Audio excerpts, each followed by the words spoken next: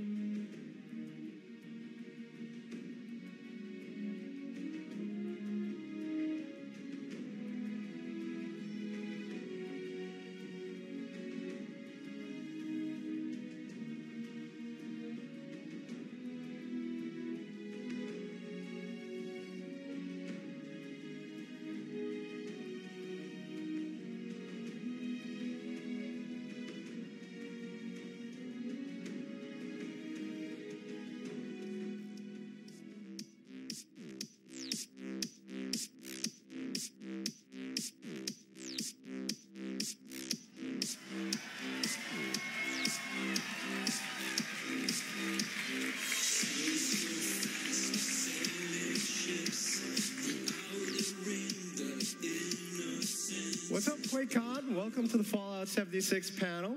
You guys excited? I see some really cool cosplayers over there. Welcome. Yeah. All right, ready to get started? I'm Gary Steinman. Oh, somebody loves you, Todd. You should all put your masks on. we need a mask. Yeah. Mask picture. All right, hold on. All right, there we go. Love it. That's awesome.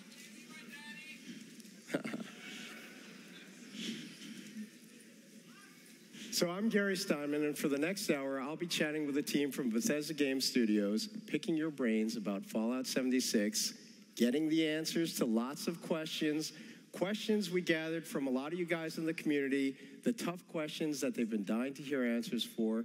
But before we jump in, I'd love to play the official trailer for Fallout 76, the one we debuted at E3 2 months ago, because honestly, I could watch that trailer again and again and again. So why don't we all watch it together again right now?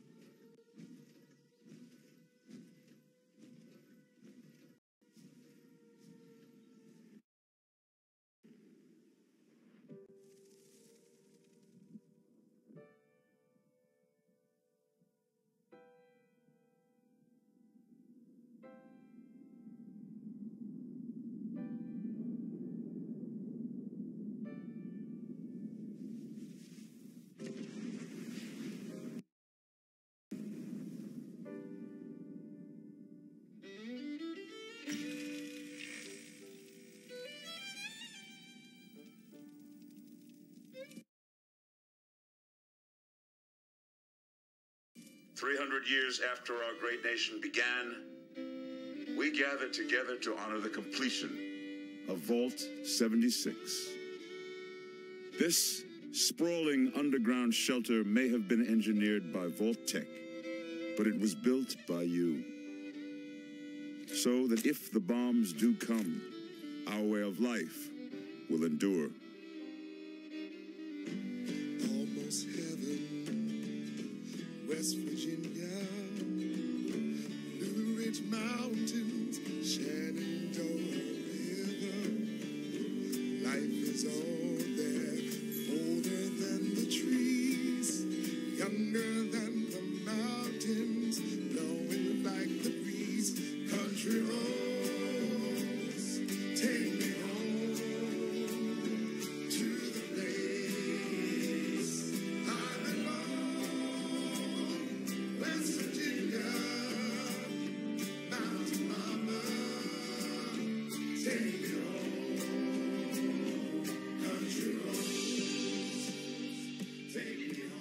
fighting is stopped and the fallout has settled, you must rebuild.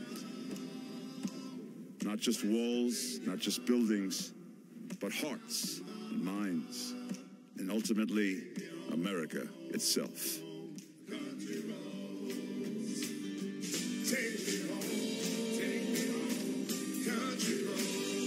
In Vault 76, our future begins.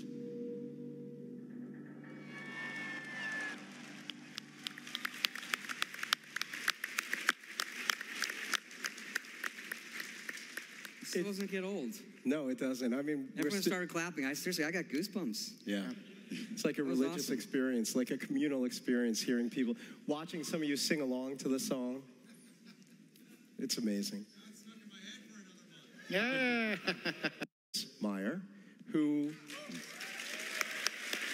also happens to be a local or extended local. You're right down the road in Austin. Austin, in our Texas. Austin I've been studio. there since '95, so Yeah. it's a great city, Austin.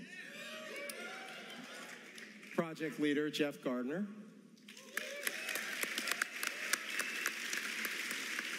And of course, game director Todd Howard.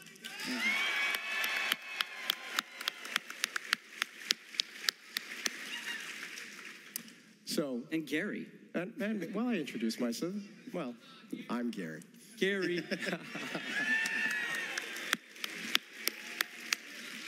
I promise tough questions, and they'll come, but let's start with an easy one, or what should be an easy one. Todd, what exactly is Fallout 76? That's a good question. I mean, the short answer is, I think people know, Fallout 76 is an open-world RPG set in the Fallout universe that has a lot of systemic and survival qualities. And the big difference with other games or games that we've done, are that every character you see is a real human that is playing the game, and that creates some really exciting scenarios that we never can anticipate. You used the word systemic, and we've got Chris here, who worked on one of the granddaddies of all systemic online games, Ultima Online. And now you're working on Fallout 76. Tell us about your journey to work on this game, but also your excitement, your experience, and what you're bringing to Fallout 76 in terms of that kind of systemic online game. But Ultima Online is the reason I'm in the industry. It was the first game I worked on, and how I cut my teeth working on sandbox games with lots and lots of players. So it is a dream come true to sort of bring that experience to the Fallout universe, which is a beloved franchise for me personally. And what do you do? So, Jeff, what do you do hour to hour, minute to minute in the game? I mean, people know what a Fallout game is and what you do in a Fallout game. Is it similar here? Do you have quests? Do you have activities? What goes on? You have quests, tons of systemic activities. I mean, it's very similar to the Fallout you know and love. The major difference is obviously, as you've heard, it's online. And there's a lot of tension created with other characters. Are they friendly? Are they foes? We really dug into the survival elements and the crafting elements of the game, the workshop and camp elements. So we really hope that it's really like a place that once you're in it, you're sucked in for hours. We find at work, like, we just sucked hours go by, and we're like, oh my God, I got work to do. And we're still playing the game. So it's wonderful. Yeah, it's great. Yeah, I think and people who come to the office and play it, at first they're like, this is the Fallout I know and love.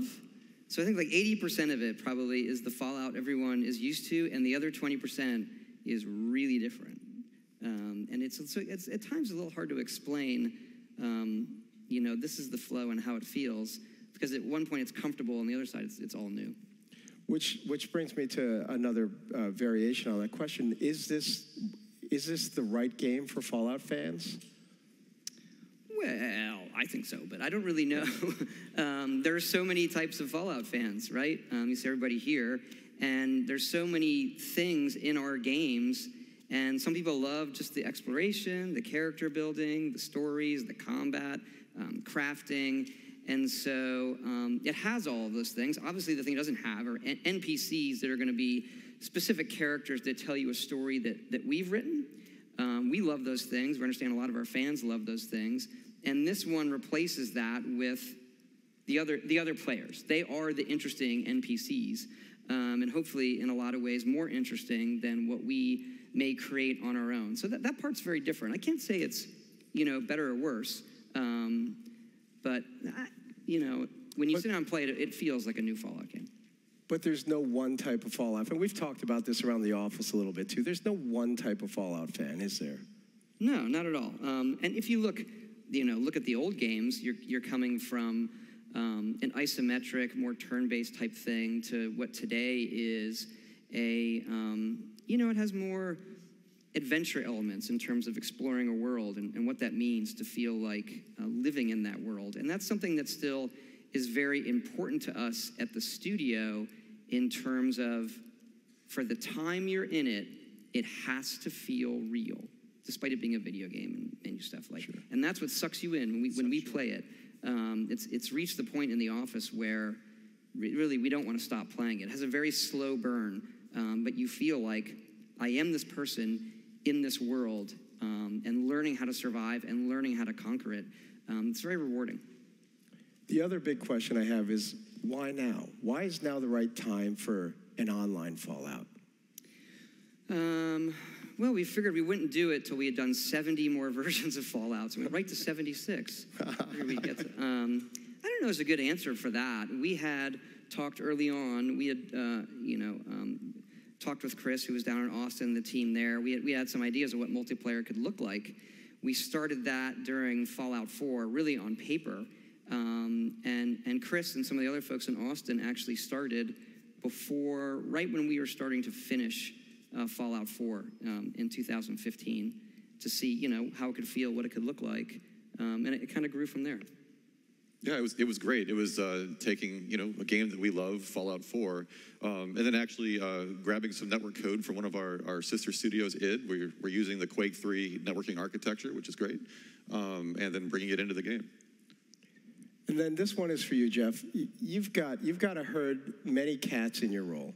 And now you've got these cats that are not just in Maryland, and not just in Montreal, and not just in Austin, but yesterday we announced that we have BGS Dallas as part of the family. So you've got a team spread across North America. Yeah. Great. How are you not pulling your hair out? Well, I am pulling my hair out. But it's, it's amazing. There's so many talented people across these teams with great leadership. And, this has been a learning curve for me, too. It's my first online game. So without guys like Chris Mayer, who have done it for years, I'd really be lost at sea. It's an amazing experience to be able to go to Montreal and work with the folks who are doing all the graphics, and then back down to Austin, all these gameplay and network code experts. It's bringing this all together in a way that has been it's been a 3-year project, right? So it's gone and gone and gone, and we've done this really quickly. We iterate really fast, and everyone is really good about communicating, and we fall short here and there, but we all have what's best in mind for the game is always our number one thing, not ego. So we always focus on that goal, and we're so excited to share it with all of you. And for you, Chris, you recently joined, or relatively recently joined the BGS family. What's it like, the culture here, and how did you adapt to becoming part of the BGS family? Once I got over the awe of actually being a part of Bethesda Games, they make franchises that I've loved forever, starting with Morrowind. But after that, adapting to their culture, they're a very iterative studio, which I like. I love that we play the game every day, sometimes all day, and keep making improvements every time we make a new build. And it's a great culture, a great thing to be a part of. I love working with all of these guys. That's great. So, you brought some new stuff, Todd. And to be honest with everyone out here, I only saw this stuff maybe an hour ago, so it's still fresh to me too. Stuff about the character progression, perks, and whatnot. Why don't you tell us what? Yeah, we look through the questions everybody has about the game. One of the big ones is, how does the character system work? Given that it's an online multiplayer game, so we have a bunch of stuff to show you all in the game, how the character system works. And we'll go through and explain it. One of the things that we're doing, we showed a little bit of it at E3, the You Will Emerge videos from our friends at Vault-Tec. And so we've done these videos for several sections in the game, and we thought we would show you first here at QuakeCon the one that deals with perks. So we can roll it.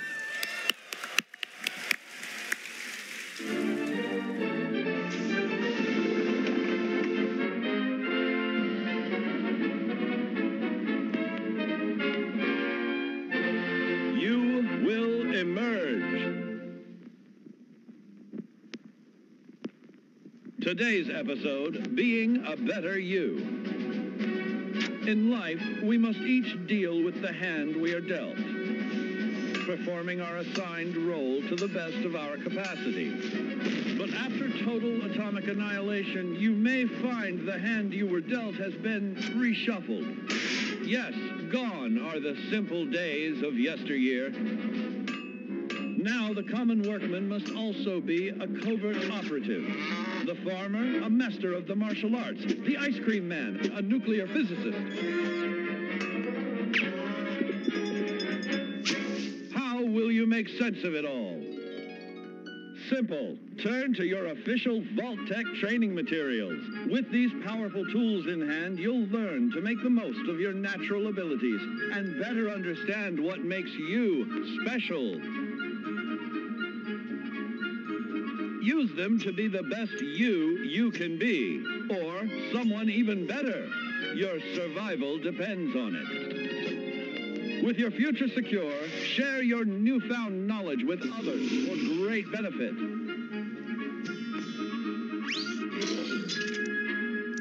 But remember, there's power in diversity.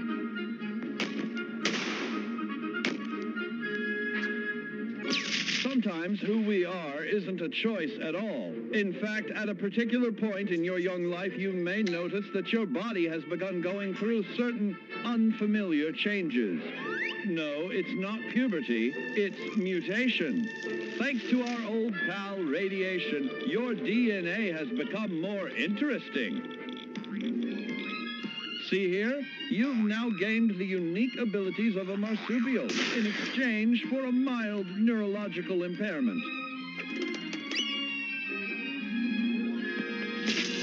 Now you've learned how to be a better you. You are completely prepared to achieve your full potential in the role of your choosing. As a hand-picked resident of Vault 76, it is your duty to carefully review your Vault-Tec-provided films yearly to fully prepare for the day when you will emerge.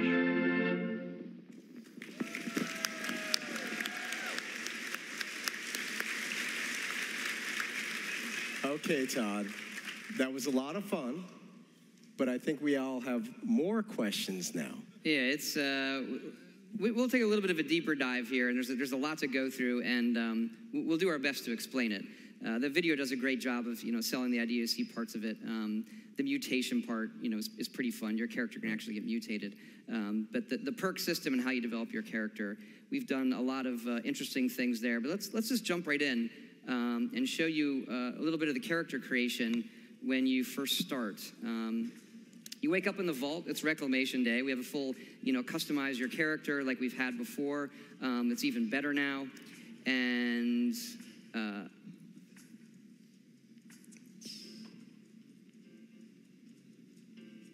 let's go a little bit. You get to take your ID badge. We've added this photo mode in the game that's really, really cool. The photo mode allows you to change your field of view, zoom in, zoom out, and you'll see all the filters that are coming up. You can do this both here when you take your badge. It's like a training tutorial for it. And then you can do it anytime you want out in the wild with your friends, with dead enemies, with live enemies. We have also added this to our load screen system. There's not a lot of loads in our game, but when you fast travel, there's a little one. And so any of the pictures you've taken there will pop up like a random deck along with our curated photos. This came out of a game jam. We do these game jams in the middle of projects to see what new features we want to try to add in, and this was one of our favorite ones. Yeah, it turned out really, really great. And fun for socially shareable stuff too, even offline. You kind of your friends. And so, again, you make your character as a whole host of it. You can take pictures where you want. You can also, anytime in the game, change how your character looks. Because you're going to play a character for a long time, and you can swap out, change your sex, anything, your hair, everything, just so that you don't feel like, well, I don't like how I picked in the very first second what I look like. Really, really cool feature. Next, we'll show you stepping out of the vault and the first level up, and kind of dig into that some.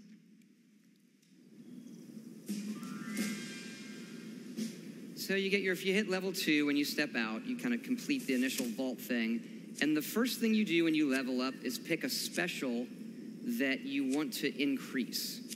If you played previous Fallouts, we have all the 7 specials. And after you pick the one you want to increase, you then pick a perk in that special. So here we're choosing Gladiator, which is a melee perk. And then that is a card. As you can see, the perk system, the perks are cards.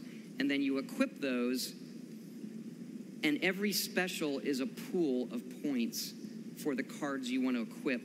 And each card has, I don't want to say mana cost, but a point cost for how powerful that card is, and do you have the right special for equipping it?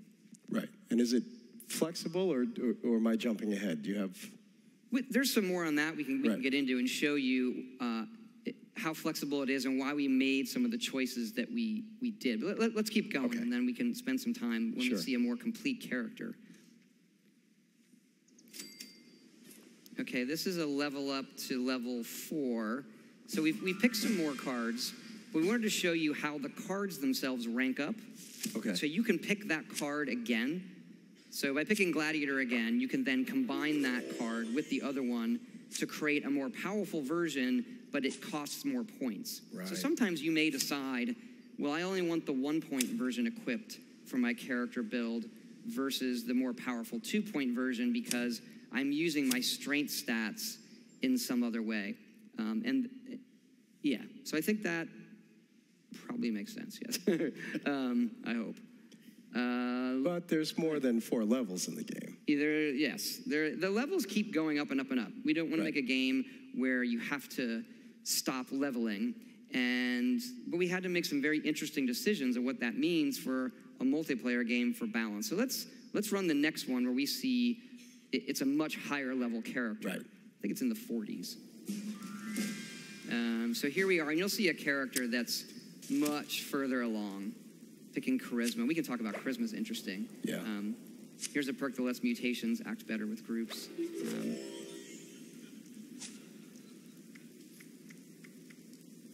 And so you can pick any perk that you meet the requirements for when you level up. There's no randomness there.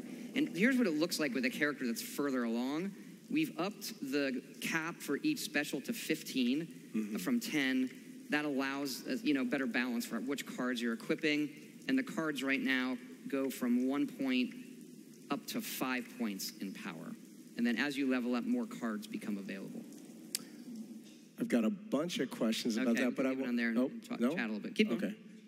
But I wanted to ask about charisma. Should I ask that later? We can talk about that now. Yeah. Yeah, Chris. How does charisma work in an online game? If we're not talking about NPCs that you can influence, what does charisma do for you? That was a very interesting discussion amongst the team to try to figure out what do we do with charisma. But it made sense in a multiplayer game that a player that invests points in charisma and collects those cards, they can share those cards with their teammates. So we've developed a system where that player that invests can become the person that makes your entire team more powerful by sharing those cards. We did throw a few cards in there for the single player. I think we have one as Lone Wolf, as I recall. Lone Wanderer. Or Lone Wanderer, right. So if you can still pick some charisma cards if you're more of a solo kind of player, but the person that plays in groups all the time will probably invest more there. Cool. Yeah. And you probably saw before, again, when you level up, you get, these are the cards that come into the sets you can pick from when you're level 4 or 5, whatever. Right. We also experimented with, well, how do we add some more fun to it and give you more choices? And so we have added, because they're cards, perk card packs. And every few levels, initially every 2 levels, you get a perk card pack, and that has 4 random cards. Again, you could have picked these, but it gives you some more interesting choice that you might not have picked to give you some flexibility in your character. And then later on, you get them every 5. But let's look at a perk card pack opening, because they're a ton of fun.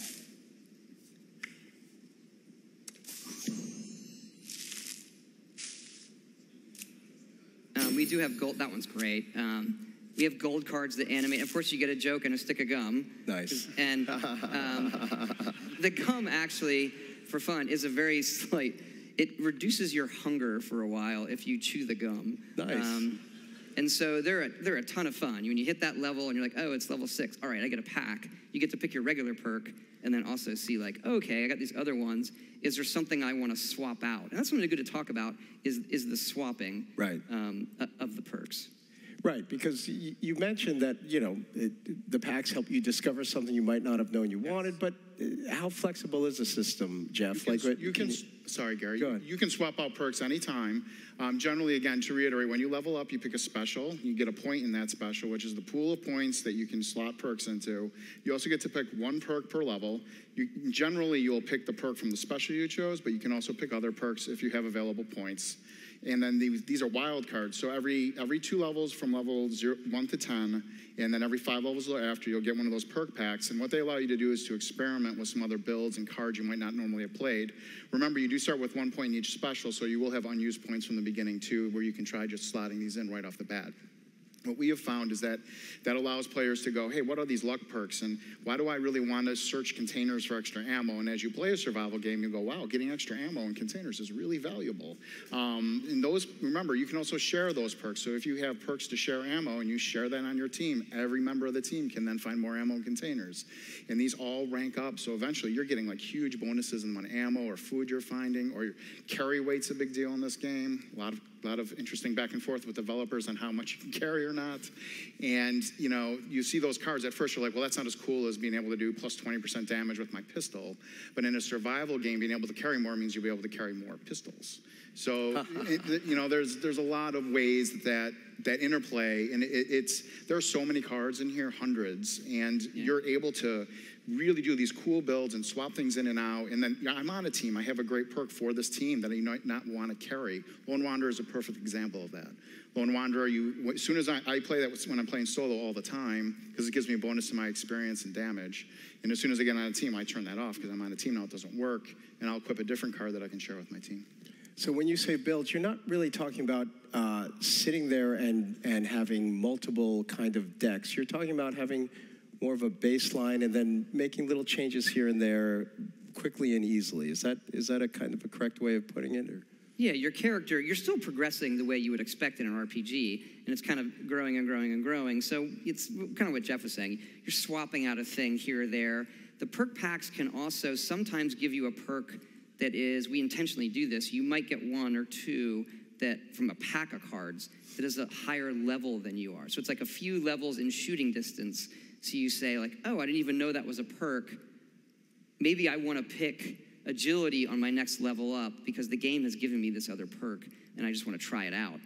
The other thing is, this is the multiplayer part of it, that when you hit level 50, you don't get to give out a special point anymore. So that doling out strength and all that stops at level 50, but you still get to pick cards. So that gives us a continuing thing where, okay, I hit level 73, and I'm still like, you know what? I never got to pick that perk, because again, there's hundreds of them. I'll go pick that one. I want to try it out. So you're not, but we're still capping the power curve ramp that in our other games, like a Skyrim or a Fallout 4, just like your character keeps getting more and more and more and more powerful, and we knew we couldn't really have that in this one. You talk about the discovery of perks too, and how you might discover them in a card pack. You might see your friend using one that you never thought you'd use.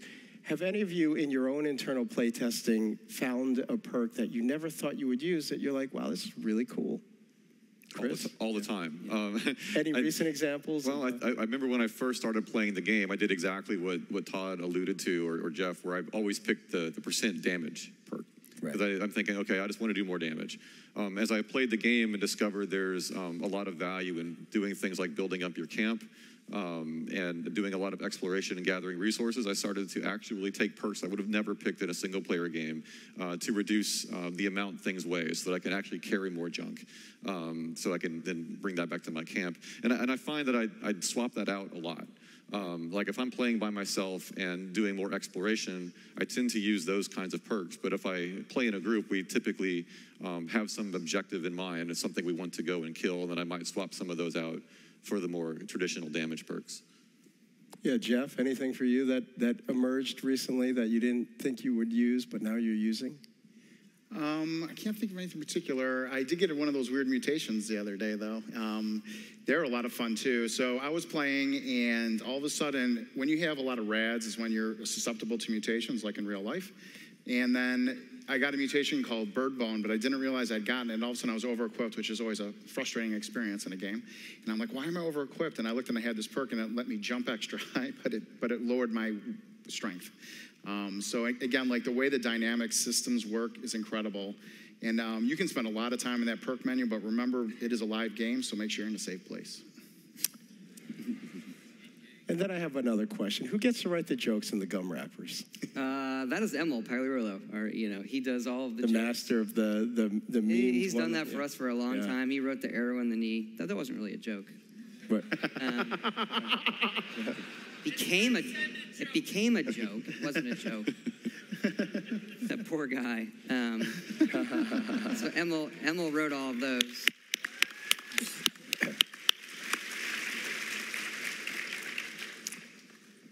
So let's switch gears. I want to get to some of the questions that we've gathered up from the community. I'm going to call this the thunder round. Usually we do a lightning round, but we've got a half hour here. We're going to take our time. We're going to thunder through some really tough questions that we gathered up from the community. Let's start with the big one, the beta. Mm-hmm. Now, you guys want to play, am I right? Yeah! Why can't you let them play any sooner, Todd?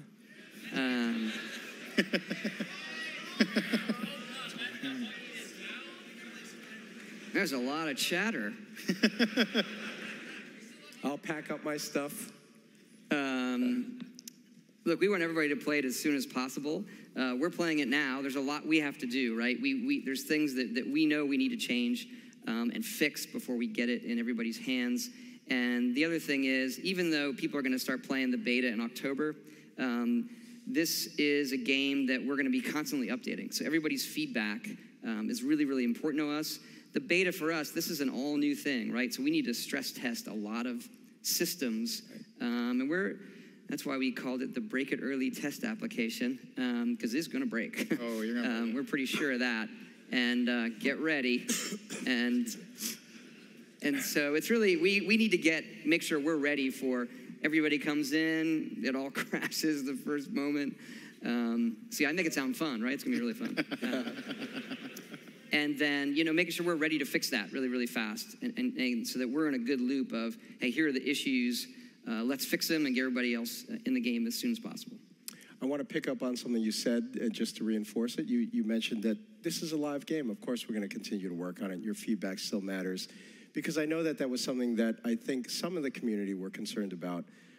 Yes, everybody wants to play it sooner than later, and I'm with you. But, you will continue to work on this game, or you have plans to continue to work on this game and evolve it. It's not like it's finished and then you're going to take one little round of feedback. You have lots of thoughts and plans, and we don't want to get into the roadmap, but... Right. We do have kind of a roadmap in our heads, and this is a game that we think, with the community, is going to be a very different game a year after it's out, and 2 years after it's out, and 5 years after it's out. It's a game in 10 years, 50 years. We have big plans and what we can do with the game and with our community, and the beta is just really the first step. The first step. The next big one, PvP. I think everybody is excited, anxious, concerned, highly anticipating, nervous. You've talked about it a little bit here and there, but why don't you just take it from the top? How does it work? What's the deal with griefing? How are we going to be able to enjoy our Fallout game? Or how am I going to be able to screw up somebody else's Fallout game and get away with it? Or any variation on that? I'll just leave it to you to... This is why I don't go on Reddit. That's right. All right, we will do our best to sort of explain where we're coming from with PvP. We agree with those. Like, we have folks in the office, we have that debate, is it what is it? Where do we want the players kind of driving force? Is it a PvE world thing? Is it the other players? And for us, it is both. How can we do both? And so the first thing we'd say is that we want this element of danger. It sounds weird to say, without griefing, which is like, okay, those things are often in conflict. So right now, and you've seen it in some of the E3 videos, when you shoot somebody, you do a little bit of damage. You don't do full damage, It's like an invitation. It's like slapping somebody in a bar. Like, you want to fight? And like, that's annoying. But eventually you're like, yeah, I think, we're going to. And so you do little bits of damage. If you engage, then you're doing full damage. And there's a cap reward based on the player's level. So if the player's really high level, you're going to get more caps from them than if they're low level. If you want to, after each one of them dies, you can seek revenge, which doubles the incentive. So the guy kills you, you're like, well, that was annoying. Then the game says, hey, if you want to seek revenge, I'm going to give you the double reward. It's like, okay, maybe I want to engage in that. And that's really, really fun. The issue is when you don't want to engage in it, right? Someone's coming up to you and they're slapping you and slapping you and slapping you. And you're like, I really don't want to deal with this right now. We have a lot of ways you can get away from them, but we still like it where they do, if they keep going at it, they have the ability to kill you, which sounds terrible, right? It does. To be like, why would you do that? We like to turn that into a dramatic moment. So the player that kills somebody that didn't want to engage in it then becomes a wanted murderer. They get no reward.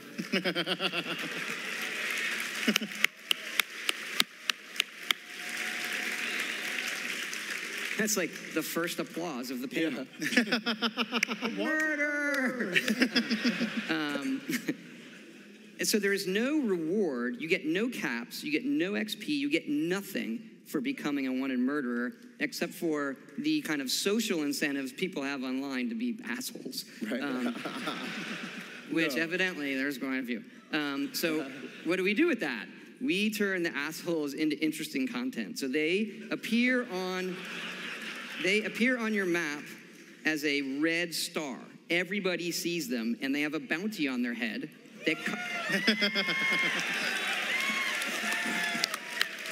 And that bounty comes out of their own caps. Oh. And they can't see the other players. So on the map. And we did this. We had this idea. Like, let's turn it. Like let's make them interesting content. And it is when this happens, when anybody murders somebody while we're playing in the office, everyone sees on the map, and it is like it's awesome. Like, yeah, that's one of my favorite stories there. So the other day we had a big internal test, and we had played for hours. And towards the end of the test, I had leveled up. I had actually started early, and so I was higher level than a lot of the other people. And I saw that red star, and I was almost about to log off, and I was like, oh, now I'm going to get somebody. So I had built a sniper rifle, right? I found a hunting rifle on a super mutant, and I built a little scope, and I extended the barrel, and I was like, I finally get to use this. So I fast traveled near them. Now on the map, remember, you see where they are. It's not super up. It's a little relative, so it's not super pinpointy, but you'll know generally where they are. So I'm sneaking, because when you sneak in our game, your appearance on the map disappears, no matter what state you're in, except for wanted. So my pip doesn't appear, and I'm sneaking, and I see him in the building, and I see him moving around, and he comes wandering out, and I took his head off with my sniper rifle. And he drops down. I go running up. I loot his junk. I dance, took a picture over his corpse, and logged off.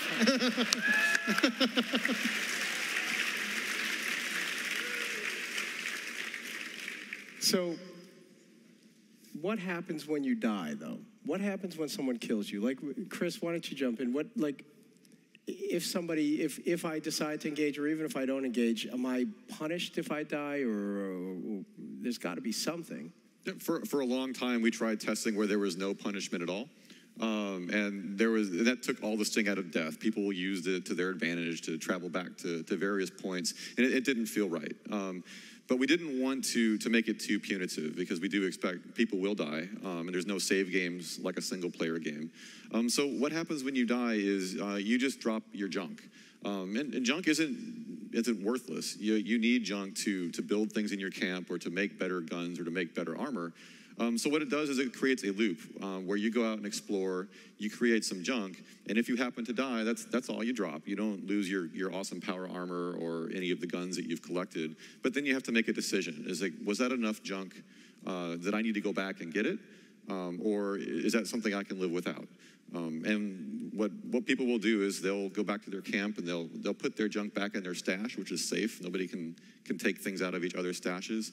And we've also seeded the world with stashes as well. So if you know where some of the stashes are, it's always a safe place to store the junk that you've collected. So just enough so it'll sting, A but little not bit of a enough so sting. that it'll really deeply hurt And you. it's also a little bit of a reward for if you manage to kill somebody, there's usually something there.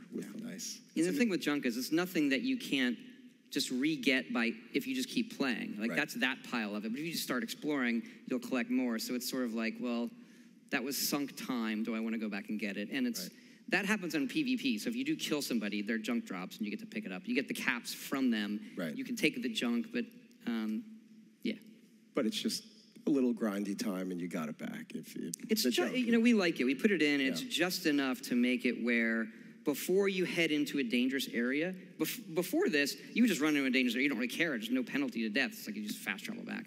And then once we did that, it's like you just stop a little bit. Like, well, don't want to take a moment and like collect myself, store the junk before I head into danger. If anyone remembers Fallout 4, screws are very valuable. So Yeah. if you've got screws in your junk, you want to store them. Yeah.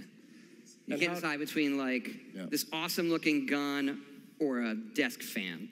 They both have equal. How does respawning work, by the way? If you die in a dangerous area, but can you respawn anywhere? What goes on there? Respawning always takes. You can respawn anywhere you've unlocked, just like Fallout 4. You can fast travel wherever you'd like. The closest point to you is free, and the entrance to Vault 76 is free.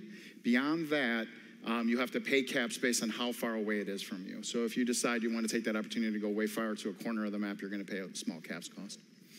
You know, speaking of the vault, going back to PvP, it doesn't kick in until level 5. So that gets people into the game a little bit and understanding it before people start saying, hey, do you want to fight? Do you want to fight? Because otherwise they'll just hang out everywhere. Because everyone comes out of the vault. So you would just like set up your camp and all the turrets. That happened for a while. You're like, I'm really excited. I got the game. Remember, for people who have more questions on PvP and can already see some exploits that might not be fun, we do allow you to ignore and block players too. So you can actually, when you die, or at any time, honestly, but especially when you die, we have an option there for if you're just done with that, you can ignore them for that session. Then they can't see you on the map. They won't be able to still mess with you generally unless they can find you. But this is a very big game. It's very hard to find people unless you know exactly where they are. You can fast travel easily. We also are entering a pacifist flag, so your bullets won't do that slap to people. So you don't have to worry about I'm fighting something. Some idiot jumped in front of my bullets and tried to get me in PvP. We're allowing you to turn that off too. People were abusing that in the studio. Yeah. The pacifist flag. Well, no, they would wait till you go shoot a creature, and they would jump in front of the bullet. Right. We had our QA team. I asked the QA team, several hundred people during one of our sessions, to be the biggest assholes they can one session. We got a lot of good notes out of that of things we need to fix. QA knows how to play the game. Yeah, they know how to play. I do have one more question about PvP, which is if you are a higher level character with higher level armor, higher level weaponry, how do I even have a chance? And I get the slap mechanic, but if I want to engage and I'm a lower level character, am I just going to get destroyed instantly? We struggled with that. So what we've done is there's two sort of power curves. You have the usual power curve against creatures in the world that you're used to in our games. And then, so if you take a power curve from like low damage to high damage, in PvP, we normalize it, okay? So just a knife is gonna come up in damage and the really powerful things are gonna come down. So they feel right, but the death in PvP is quicker, and it works the same for armor. So if you play other multiplayer games, the guy in power armor with a minigun is obviously gonna be harder. Right. But if you get the drop on him with a knife, it does kind of work. And it makes it more fun without it being, well, I have no chance whatsoever. Again, there's still a ramp there. It's just, normalized. Cool. Nukes. And you get the caps, all right? So that's the other thing is, Right. why do I want to go try to kill a level 100 person in power armor when I'm low level? Is that my reward is going to be way higher. Excuse me. Yeah. Nukes. Very cool. It's a little feature. But what happens when we're nuked? I mean, we know that things happen. We know that the area gets irradiated. things are destroyed. There's higher level loot, higher level enemies. But let's say I have a camp in that area. What happens to my camp? How soon can I rebuild it? Chris, why don't you jump in?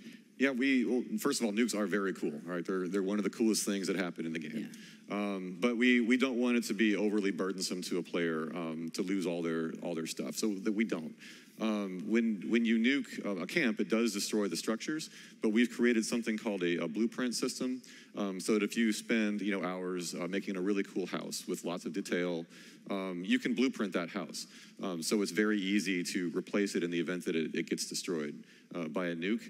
It also makes it very easy to move your camp. So even if we're not talking about destruction with nukes, if you decide you want to relocate your camp to a different part of the map, you can pack it all up, and you can put it somewhere. And of course, the terrain is going to be different, but because you've blueprinted your house, then you can usually find a way to jimmy it so that it looks good when you're replacing it. So it's very easy to get back to where you were.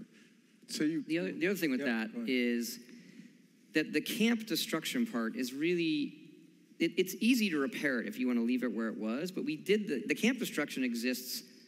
It's not really for like, hey, go blow someone's camp up. We realized when we put it in that is a griefing mechanic, is like someone wanders by and then you build a camp and you like imprison them. Now they have no way to get out. So they need an ability to damage the walls just to get out of the prison you have built for them. Right. So it has less to do with, hey, we want other players to come and blow them up. The camp is also good for PvP, where someone engages with you and you lure them back to your camp. There's Ashley Chang in the studio. You can build like musical instruments, and he built his camp, and he's sitting in the middle of a road playing a tuba. Huh. And he's on this platform, it's like, burp, burp, burp, burp. And he had built all these turrets in the foliage you can't see. And everyone's just like, this guy in the tuba, like, and then the turrets go, he's just like killing everybody. He's like, burp, burp, burp, the whole time. It's awesome. I forget where I was headed with that. I don't know. I don't know what the answer is. The camp intersecting with PvP stuff. Right. And the other thing with moving it around, that was key because the game's so big, you come out of the vault and you find a place where you're like, this is where I'm going to build my camp. And then you play like 4 more hours and you're like, I shouldn't, like this view, I like this place better. So people tend to put their camp down, and then as they progress through the map, they are finding new areas, and then they kind of settle in, like, okay, I really like this spot. So you move through the world, you meet friends, you're playing with others. How does communication work? Because I know that you put a lot of thought into that, and that's even evolved a lot in recent days, months, weeks. It has. And this was in the E3 stuff where we had the emote wheel we have, where you can emote, and we have the Vault Boy cartoon. It's really fun. We were big on communicating in a nice way with strangers. And we've had some successes there, but we have found that we weren't giving the other players, even if they were strangers, the ability to really be as interesting as we wanted. So now we're adding, we've had voice chat for your teammates, and now if you want to turn on your mic, we have voice chat for all of the strangers, which really lets them communicate, and it's a very, very different dynamic in the game. Yeah, area-based, so people around you will hear you talk. Yeah. And you can mute that, too. Any interesting chatter around the office in your own play tests? Any what? In your own play tests, any interesting There's chatter? always interesting chatter, and there's always cool photos that people are putting up from photo mode. I mean, it's a really fun game to play with people. I remember it was just a few weeks ago, I got to a point that was really hard, so I waited till lunchtime and then gathered a bunch of people. It was like, hey, you need to come help me with this part. So get a bunch of people logged in at lunch, and then we go and kill the super mutants. Cool. Let's talk about VATS.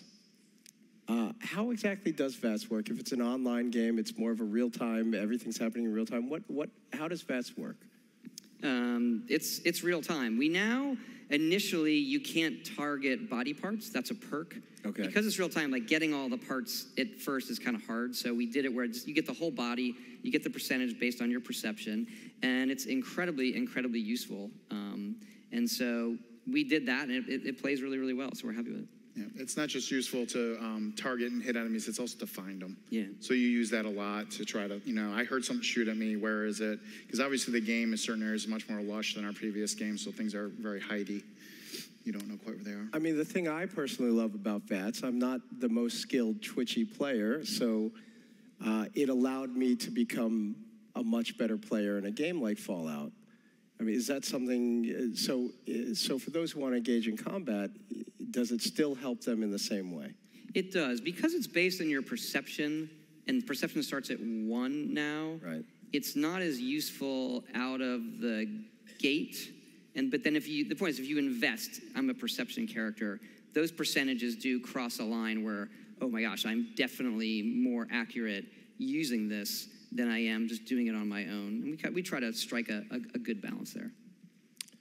An easy question. I think we might have even mentioned it in the past, but who's doing the music for Fallout 76? Enon Zur, who's done the music for other games. He's amazing. The soundtrack is spectacular. Yeah.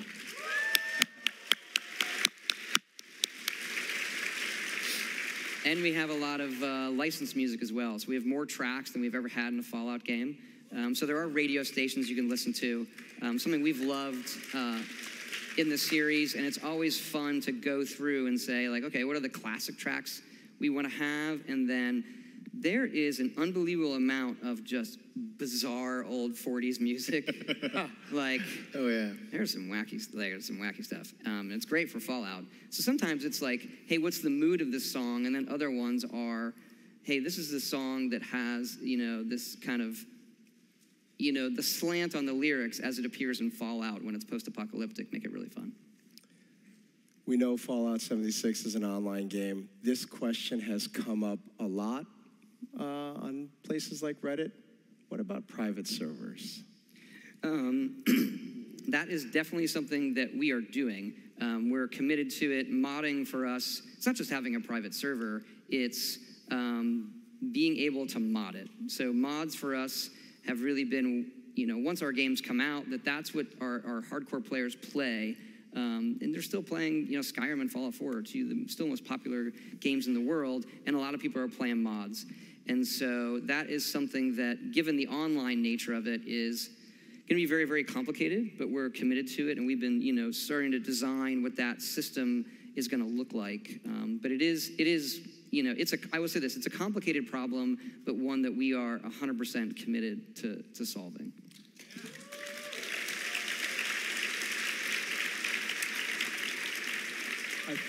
I think that wraps us up. I think we got through the questions we had. Any last words for the audience about Fallout 76, what you're excited about, what you want people to experience? I just can't wait to see all these people in the game. Yeah, absolutely. We can't wait to play with you guys. I would say really it's, seeing everybody here and what our fans have meant to us. This is part of our excitement. Whenever we do a game, we try to make the game that we would really want to go out and buy ourselves. And this one is very, very different for us. We know it's different for our fans. But it's also the first game that we can really experience with them. And right. that part of it is really important to us. And I don't think people really understand how exciting that is for everybody at all the studios. It's exciting for all of us. Thank you, Todd, Jeff, Chris. Thank you for being here. Thank you all for being here. Fallout comes out November 14 on PlayStation 4, Xbox One, and PC. We'll be sharing a lot more information soon. Thank you, and a big round of applause for our panelists. Thank you.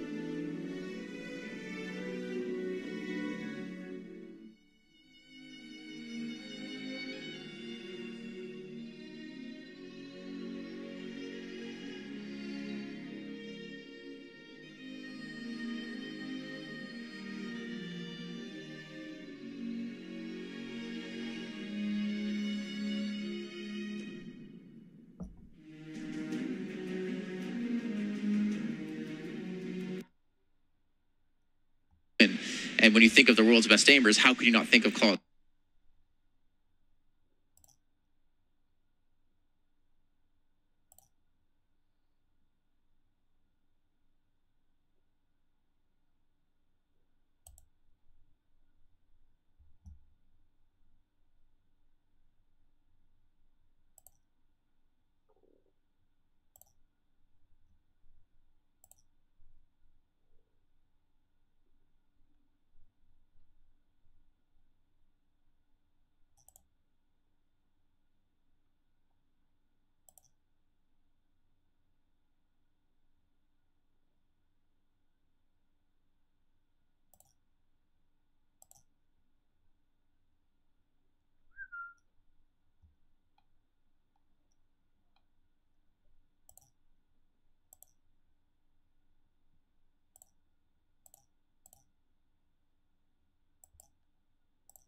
All right.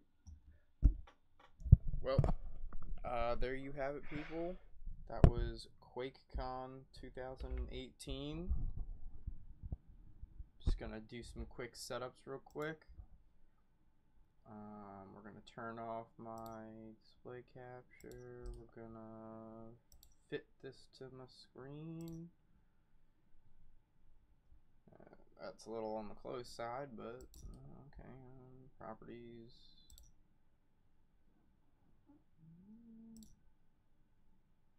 We're not gonna have it follow my face.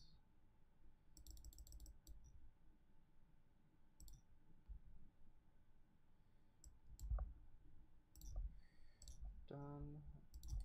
Alright, we're gonna fit this to the screen. Nope, we're going to stretch it to the screen.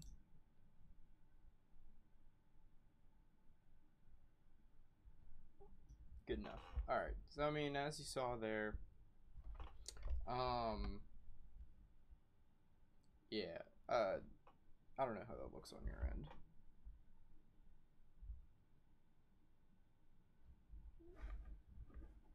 But it's alright. So,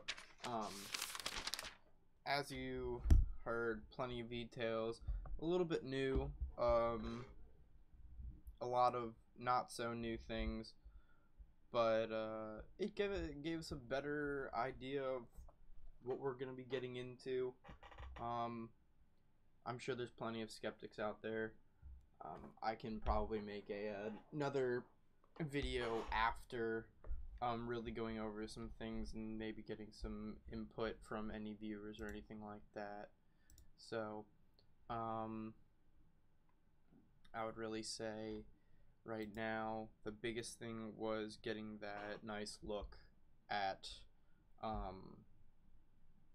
the leveling up in those cards. So you have the cards and then, you know, perks. I would say the biggest thing that I noticed was the ability for them to turn them on and off. That was a big one. And the example that they gave was Lone Wanderer. So, you know, if you're online by yourself, no buddies, no whatever, all that stuff, you turn on Lone Wanderer, you get a bonus to your health and your damage. You know, no sign of dog meat yet, I don't believe, but that's neither here nor there. But yeah, so let's see, what else do we have? Thank you to viewers for tuning in. Give me throw out a comment. We'll see what we can do. I can talk about whatever you'd like to, you know, promote yourself or something. That's fine. I'm all ears. You know, one of the big things that I saw right when they showed the opening screen and you make your person, it was the eyes. The eyes of your character looked so much better. That was one thing that Fallout 4 definitely kind of screwed up on, like those little details that make things more immersive and, you know, I don't know, just really realistic looking. So I would say that the eyes and then, you know, different hairstyles instead of just having the one, you know, you can probably change facial hair and get more in depth with it, but that did look good. Let's see, we got the mutations. So those mutations with little perk values, that was something we definitely saw in Fallout New Vegas. Okay, there we go. Squeaky fucking chair though. Yeah, so those perks. So now, just recently, there was a mod that went out on Nexus and on Bethesda.net for consoles like I play.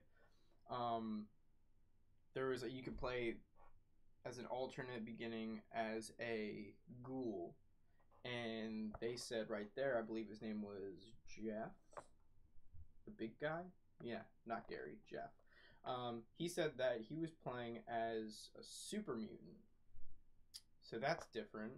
Not sure if that was a slip up or he misspoke or something like that, but that was definitely interesting to hear. So we could play as a ghoul or a super mutant if you irradiate yourself enough, or maybe they'll implement the FEV virus as something that is obtainable just in the same way that nukes are. Maybe something like that. Let's see. They did mention fast travel. That was something that initially, when they mentioned, was like a big red flag, a big, question mark. But then they later touched on it that it's going to be, to my, knowledge and to my interpretation, it's going to be like a caravan. Even though you don't have to be with people, and it's not like there's going to be a Brahmin taking you there, or maybe there will, who knows. But it's essentially going to cost you caps to go from place to place in fast travel or quick travel or whatever. So if you want to go a short distance, it's not going to cost you as much caps, but if you want to jump across the whole map, it's going to cost you a little bit more, which I think is a good aspect, because right then and there is a incentive to get caps or not to spend caps. So you got to be smart with your money,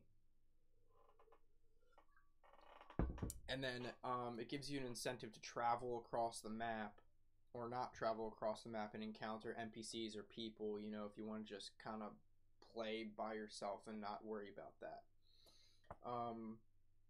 But yeah, so that was definitely something that we have to look forward to. It's definitely an aspect that I am happy about, because initially, you are worried about things that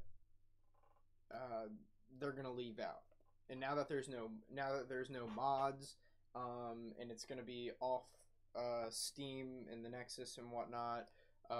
We really wanted them to cover all the bases, so we didn't have to feel like this is an empty game just waiting for us to complain about it, and so on and so forth. But at the moment, I think they covered a lot of bases that people were worried about.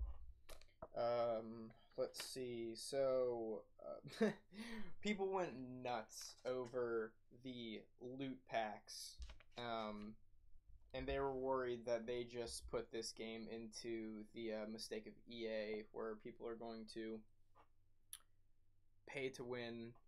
But I think they're mistaken. Nothing to worry about. It's not going to be pay to win. It's going to be play to win, because in order to get these packs, you have to level up and play the game. They mentioned no payment of any sorts, so I do believe that that's a good thing. But I mean, those packs could give you an edge. It's obviously going to give you an edge in the game, especially when he said that you can get things over your basic pay grade or your level grade, so it gives you incentive to work. So that's going to be something there. Don't worry, not going to be pay to win. Don't count them out now. Todd's not that stupid. I think they know well enough not to follow the footsteps of EA. As much as I liked EA's games, kind of a antichrist in that sense. Player versus player. You heard it there. Lots of slaps in the face, slap incentive, all that crap. I think it's fine. It's going to be interesting to see how they take it to the next step. I keep thinking back to things like PUBG and Fortnite, where it's like you want to find people, but you can very easily kind of avoid people. And in that sense, it's like a huge open map with a set number of people. I don't know, they said a few dozen, so I'm going to go upwards of, like, let's say 60 people in a massive map. I do want to see more people, but I would have rather them been NPCs versus, those dickheads that are going to possibly be attacking me the whole time. But they did combat that in the sense that they're putting the bounty system in, which is another huge positive. Can't say that I'm mad about that. it sounds like they've thought about a lot of the things, and they put people into that test server where they said, hey, be as much of an asshole as you want, because they're going to use it as a learning system. I think they did a really good job on that. I think they finally listened enough to their fan base and their players to cover that issue that came up. But that being said, the bounty system is pretty awesome. Thank you for tuning in. Go ahead, leave a comment. I'll answer any questions or anything like that. Glad that you're here. I appreciate it. Oh yeah, the crossbow. The crossbow was pretty awesome. You know, everyone loves the silent but deadly, and the sneaking aspect, which I hope will very much be implemented. I think that finally making sneak a very important quality to have, especially when you do want to avoid people. Now you can't really avoid NPCs, but you can avoid huge monsters. I know they, not necessarily the Scorch Beast or anything like that, because it's a large party aspect, but maybe if you encounter other legendary, ghouls and the monsters that are from the lore of West Virginia that are going to be coming up more often, feral ghouls for that matter, sneak could very much be an important one. They touched on how there's a different aspect to how they're going to implement charisma into the game when it's online and you're not like doing speech checks and things like that. That's something to be determined. I think it will be fine. Charisma has always been a big part of my builds because, being able to talk to somebody is going to get you somewhere, quicker than maybe just killing them, and, it's going to open more doors. So I would like to see where they take that for the most part.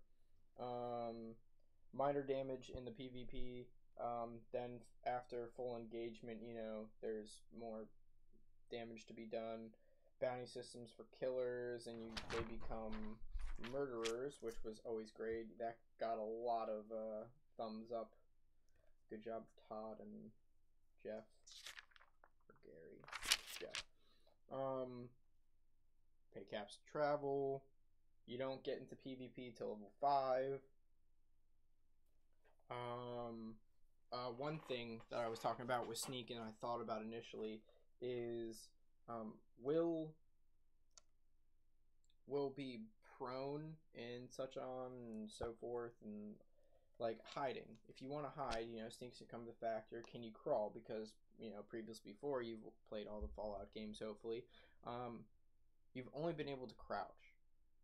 So maybe now, because there's such a large map to explore and there's people who are trying to kill you, maybe you'll be able to crawl or get on the ground. Who knows? That's just a small aspect, but I thought it would be a good thing to add in. And yeah, for the most part, that's everything. I took just a few notes. If there's anything you'd like me to talk about, I'll probably make another video after this. Just working on any other information that's coming out. I'm going to try to read some forums and maybe go back into the chat of the live stream, see if there's anything that people picked up on that I did not. I'm sure there's plenty of it. I would love to hear back from you guys if there was anything specifically that you're looking for.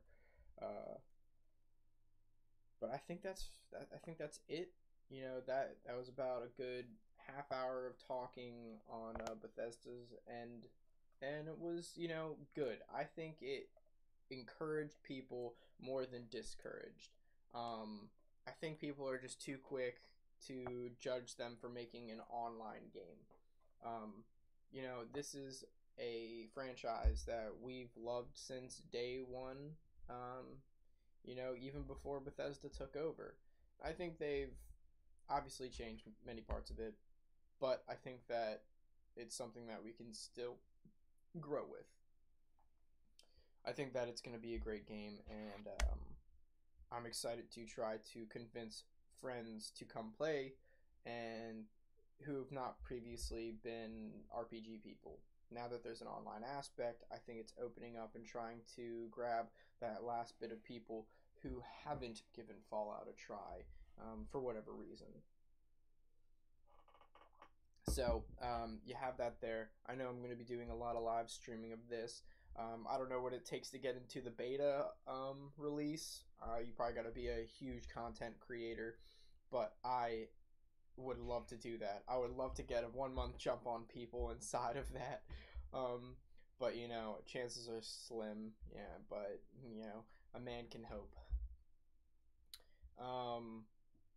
But yeah, that's going to be everything. I appreciate all of you for tuning in, past, present, and future. You stuck around for the live stream, you stuck around for the talk, and now you stuck around for me ranting and talking a little bit about nothing. But I appreciate it. Give me a like, follow, subscribe. Check out my Twitch, YouTube, Mixer. I do a lot of gaming on there. Every now and again, when we have talks like this, I will talk about Fallout 76. But until then, it's a lot of other gaming. Maybe some Fallout 4 with a shit ton of mods. Basically to the point where I crash my game all the time. But I'm looking forward to November 14th, possibly October, if there's any way of getting into that beta access. But yeah, thank you so much for tuning in. You guys have been great. Stay tuned and welcome to the sector.